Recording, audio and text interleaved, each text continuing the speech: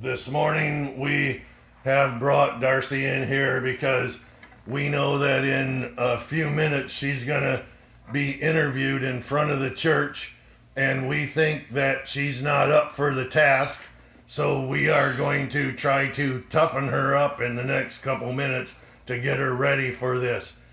Yes, so the first thing we have to do is ask her some really hard questions. And we know it, Darcy, this might embarrass you a little bit, but we're just going to have to really press in. Otherwise, you're liable to just melt away in front of the congregation when you really get grilled by the pastor.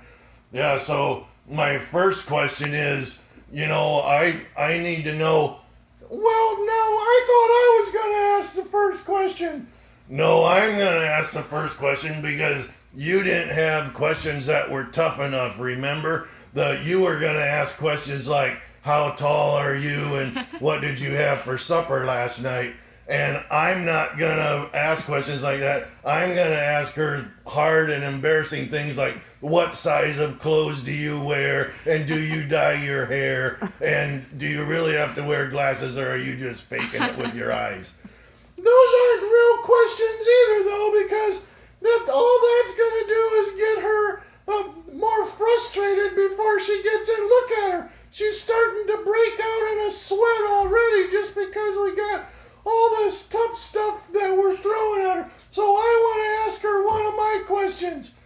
All right, go ahead. Ask me. Ask her whatever.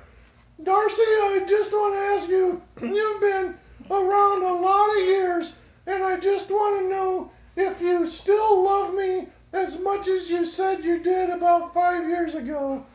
Always, Bad Dog, always. That's what I thought you'd say. Well, that's what I thought she'd say too.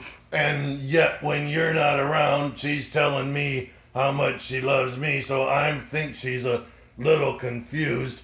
Well, whatever it is, I don't want you to answer the questions that he's asking you. I want you to stay really relaxed and go in there and be in front of the congregation and tell them important stuff about your life.